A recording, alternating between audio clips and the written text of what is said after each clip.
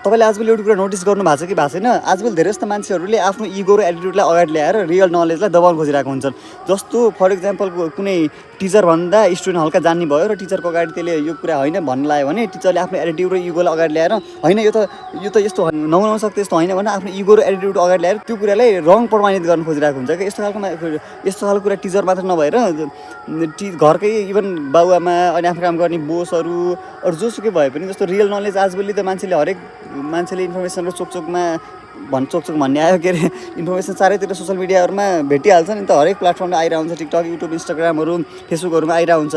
त्यही इन्फर्मेसनहरू as ग्यापको as ठुलो छ भन्दैमा थाहा पाउँछन् भन्ने त हुँदैन। तर मान्छेहरूले के सोच्छन् भन्दाखेरि यो मभन्दा सानो यसले मभन्दा धेरै थाहा पाएपछि थाहा पाल्यो भनेर आफूले सुपेरियर देखाउनु यो मभन्दा सानो हो यसले मभन्दा धेरै थाहा पाएपछि म तल घट्छु यो ठुलो हुन्छ कि भनेर सोचेर हो कि क्या हो, कस्तो पर्सपेक्टिभ हुन्छ मान्छेको।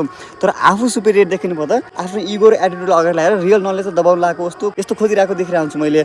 तपाईँहरूले यो कुरा कस्तो लाग्छ? यो कुरामा तपाईँहरूले कति नोटिस गर्नु भएको छ होइन? त्यो मलाई कुरा यो यतिकै लागिरहेको कुरा पहिलोबार नोटिस गरेर आउँछु।